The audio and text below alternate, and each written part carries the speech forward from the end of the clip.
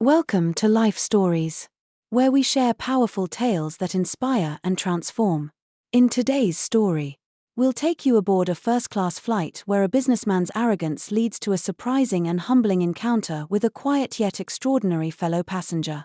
What begins as a lesson in respect soon turns into a life-changing moment of reflection and growth.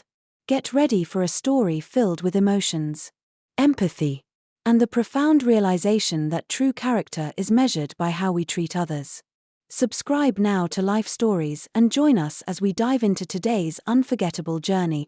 The boarding gate buzzed with the hum of early morning activity, as passengers shuffled forward in orderly lines. It was one of those crisp mornings in Dallas where the air felt alive with purpose, yet touched by a faint chill that clung to coats and coffee cups. The flight, destined for New York City, carried an eclectic mix of travelers, business professionals, weary tourists, and a smattering of families. Among the first-class passengers, however, one man stood out not for his warmth, but for the almost palpable air of superiority he exuded. Jacob Preston strode confidently toward the gate, his polished leather shoes tapping a rhythmic beat on the tiled floor.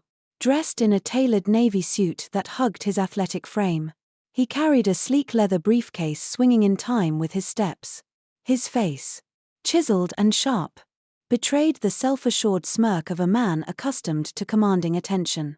At 45, Jacob was every inch the picture of corporate success, smooth, calculated, and proud of it. To him, flying first class wasn't just about comfort, it was a performance. A subtle reminder to the world of his hard-earned status. As he approached the jet bridge, his gaze swept across the crowd with a mixture of detachment and faint amusement. In Jacob's world, life was a ladder, and he had climbed higher than most. To him, everyone else in that terminal was merely a rung below, unimportant. He gave a small nod to the flight attendant at the door, stepping onto the plane like a man who owned it. Inside, the first-class cabin was a world apart, spacious, hushed, and orderly. Jacob slid into his seat, his movements precise and practiced, his demeanor radiating confidence. As he settled in, he pulled out his tablet, scrolling through emails with a faint air of irritation at their triviality. Around him, other passengers took their places, the subdued clink of seatbelt buckles and the rustle of newspapers punctuating the stillness. Jacob paid them little mind, his focus returning to his device. And then, he noticed him. An older man, perhaps in his 70s, shuffled quietly down the aisle, clutching a modest canvas bag. His clothes were simple: an aged tan jacket, a plaid shirt, and a pair of scuffed loafers that had clearly seen better days. Everything about him spoke of humility, from the unhurried way he moved to the calm, almost meditative expression on his weathered face. He walked with the steady, unremarkable pace of someone who had no need to impress anyone. Jacob watched as the man settled into his seat just one row ahead, carefully placing his bag under the seat and leaning back with a small sigh. There was a stillness about him, a kind of presence that felt out of place in a cabin brimming with sharp suits and restless energy. Jacob raised an eyebrow, his lips curling into a sly smirk. The older man wasn't what he expected in first class, and the incongruity piqued his curiosity. After a moment, Jacob leaned forward slightly, his voice low enough to be pointed but loud enough to be overheard. "Looks like first class isn't as exclusive as it used to be," he remarked, his tone laced with mockery. A few passengers glanced up, their expressions a mixture of surprise and discomfort. But the older man didn't flinch. He turned his head just enough to glance at Jacob, his expression unreadable, before turning back to gaze out the window. The silence was deafening. Jacob, unperturbed, leaned back in his seat with a satisfied chuckle. He had always enjoyed asserting his dominance, even in subtle ways. To him, this was a game, a reminder that he was in control, even here among strangers. But the older man's lack of reaction gnawed at him. There was something unsettling about his calmness, as though he were above the petty taunts Jacob threw his way. Moments later, Jacob leaned forward again, this time speaking louder. "What's the occasion?" he asked, his tone sharper now. "Did they hand out charity upgrades today?" The words hung in the air, heavy with condescension. A few heads turned again, and a woman across the aisle frowned slightly, her disapproval clear. Still, the older man said nothing. He adjusted his seatbelt with quiet deliberation, then returned his gaze to the tarmac outside the window. The silence was maddening. Jacob shifted uncomfortably in his seat, a flicker of irritation breaking through his otherwise confident facade. He wasn't used to being ignored, and certainly not by someone he deemed beneath him. For him, the interaction was supposed to establish his superiority. Instead, it left him feeling inexplicably small, like a child throwing stones at a mountain, only to realize the mountain would not even acknowledge his presence. As the flight attendants began their pre-flight checks, Jacob forced himself to relax, settling back in his seat. The hum of the engines filled the cabin, and the plane began to taxi toward the runway. Yet, as the wheels lifted off the ground and the plane climbed into the sky, Jacob found his thoughts returning to the older man. There was something about his silence, his unshakable composure, that felt like a challenge. Though Jacob couldn't quite explain why, he told himself it didn't matter. He was Jacob Preston, a man who had built his life on success, power, and control. But as the plane leveled out at cruising altitude, a nagging doubt crept into his mind. Perhaps, for the first time, he had misjudged.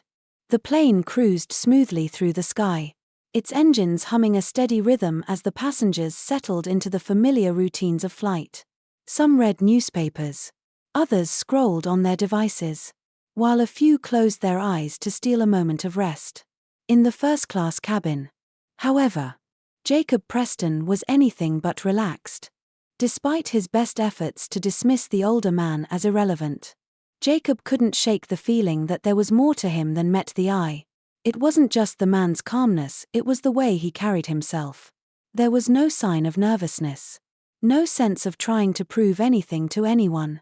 It was a quiet confidence that seemed out of place in a world where success was often measured by appearances and bravado. Jacob decided he wasn't done. He leaned slightly into the aisle, glancing toward the older man, who continued to gaze serenely out the window. "I'm curious," Jacob began, his voice loud enough to draw the attention of nearby passengers. "What brings someone like you to first class? Big lottery win? Or are you here to reminisce about the good old days when planes still had propellers?" The remark drew a few awkward glances. A woman across the aisle exchanged a concerned look with her companion, and a young couple whispered to each other, their eyes darting toward the older man. But he remained unruffled. Slowly, he turned his head, his eyes meeting Jacob's for the first time. For a brief moment, their gazes locked. The older man's eyes were steady and piercing, carrying a depth that Jacob found disconcerting. It was as though he could see straight through Jacob's bravado, right down to the insecurities beneath. Then, without a word, the older man turned back to the window, his expression unchanged. The lack of reaction only fueled Jacob's determination. He leaned back in his seat, feigning a chuckle, and spoke again. Not much for conversation. He said, his tone dripping with mockery. "I guess you'd rather sit there thinking about the days before Wi-Fi and smartphones." Still, the older man gave no response. He folded his hands neatly in his lap and adjusted the cuff of his tan jacket, his movements deliberate and unhurried. It was a small gesture, but to Jacob, it felt like a dismissal, a subtle, silent message: "You're not worth my time." The tension in the cabin grew thicker with each passing moment. Passengers shifted uncomfortably in their seats, their unease palpable. Even the flight attendants, busy with their duties, seemed to move more cautiously, their eyes flickering toward the unfolding scene. Jacob leaned back, a faint frown creasing his brow. For the first time, He felt a flicker of doubt, though he quickly brushed it aside. He was used to winning, to being the smartest, sharpest person in the room. Yet, for reasons he couldn't fully articulate, he felt as though he were losing, though he didn't know to whom or what. A few minutes later, the beverage cart rolled down the aisle, pushed by a flight attendant with a practiced, professional smile. She paused beside the older man's seat, her demeanor shifting slightly as she addressed him. "Mr. Carter," she said warmly, her tone respectful in a way that was impossible to miss. "Would you like coffee or tea?" The moment the words left her mouth, Jacob froze. "Mr. Carter?" He turned his head sharply, staring at the older man with newfound intensity. The name echoed in his mind, stirring something just out of reach. He watched as the man, Mr. Carter, turned to the flight attendant and smiled politely. "Coffee. Black," he said in a calm, steady voice. Jacob's jaw tightened. The voice was familiar, though he couldn't immediately place it. But it wasn't just the voice, it was the name, the face, the demeanor. Slowly, like pieces of a puzzle falling into place, recognition began to dawn. Henry Carter. The name hit him like a bolt of lightning. Henry Carter, the legendary filmmaker and actor. A household name whose career spanned decades. A man whose work had shaped American cinema and whose influence extended far beyond the screen. And here he was, sitting just a row away, quietly enduring Jacob's arrogance without a word of protest. Jacob's heart sank. His mind raced, replaying every word he had said, every condescending remark. He felt a wave of humiliation crash over him, leaving him speechless.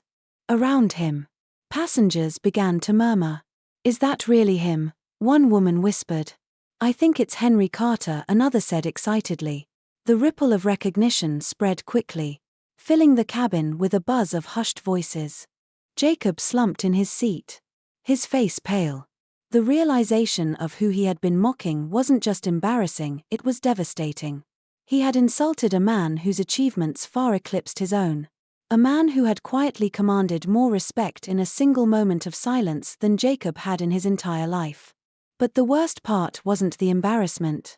It was the growing awareness that this wasn't just about Henry Carter, it was about Jacob himself. And everything his actions said about the kind of person he was. And that realization cut deeper than any insult ever could. The cabin had grown quieter. But for Jacob Preston, the silence was deafening. The realization that the man he had mocked was none other than Henry Carter, the Henry Carter, hung heavy in the air. Around him, passengers exchanged glances and whispers, their curiosity and awe palpable. Jacob, however, sat frozen in his seat, his tablet forgotten in his lap, as the weight of his actions settled squarely on his shoulders. His mind raced with a mix of emotions, shock, regret, and a deep, gnawing embarrassment. How could he not have recognized Henry Carter? The man was an icon, a giant in his field. Yet Jacob had reduced him to an object of ridicule simply because of his unassuming appearance. He felt the burn of humiliation creep up his neck as he replayed his earlier comments. Each word, dripping with condescension, now echoed back to him, sharper and crueler than before. He stole a glance at Carter, who was calmly sipping his coffee, his posture as relaxed as it had been since boarding. If he had heard the murmurs or sensed the ripple of recognition, he gave no indication. His quiet demeanor remained unchanged, as though the entire exchange had been a mere blip in a long and storied life. Jacob's discomfort deepened. He had built his career on reading people, sizing them up, and asserting his dominance in any room. But this was different. Henry Carter hadn't fought back, hadn't even flinched in the face of Jacob's jabs. Instead, he had done something far more disarming. He had remained dignified, unshaken, and entirely uninterested in engaging with the petty battle Jacob had tried to provoke. Jacob swallowed hard, his throat dry. He needed to say something, anything, to salvage the situation. But what could he say? Sorry I didn't recognize you. Sorry I treated you like you didn't belong. None of it felt sufficient. He leaned forward slightly, his voice hesitant, far removed from the arrogant tone he had used earlier. Excuse me, Mr. Carter, he said quietly. Carter turned his head slowly, his piercing gaze locking onto Jacob. For a moment, Jacob felt small, as though every insecurity he had worked so hard to hide was laid bare. Yes, Carter replied, his voice calm but firm. Jacob faltered. The words he had rehearsed in his head evaporated, leaving him grasping for something meaningful to say. I didn't realize who you were. Jacob stammered, his voice barely above a whisper. Carter raised an eyebrow, his expression unreadable. And if I weren't who you think I am, he asked, his tone measured but sharp. The question hit Jacob like a punch to the gut. He blinked, momentarily stunned, as the meaning of Carter's words sank in. What if this man hadn't been a celebrated filmmaker? What if he had simply been an ordinary traveler, quiet and unassuming? Would that have made Jacob's behavior acceptable? Jacob began. But the words caught in his throat. He looked down, unable to meet Carter's steady gaze. I guess not, he admitted finally, his voice barely audible. Carter gave a small, almost imperceptible nod, as though the answer had been exactly what he expected. Then, without another word, he turned back toward the window, signaling that the conversation was over for him, at least. But for Jacob, it was far from over. Carter's words echoed in his mind, each syllable a mirror reflecting his arrogance and assumptions back at him. He thought about the way he had judged Carter, not for who he was, but for how he looked, for failing to meet the superficial standards Jacob had used to measure people his entire life. The truth was hard to swallow. Jacob prided himself on being intelligent, accomplished, and in control. Yet here he was, humbled by a man who hadn't raised his voice, hadn't argued, hadn't done anything except speak a simple truth. The weight of that truth pressed down on Jacob, forcing him to confront aspects of himself he had long ignored. His mind drifted to other moments in his life, the intern he had dismissed without a second thought, the colleague whose ideas he had brushed aside, the strangers he had overlooked because they didn't fit into his narrow definition of importance. How many opportunities had he missed to connect, to learn, to grow, because of his own arrogance?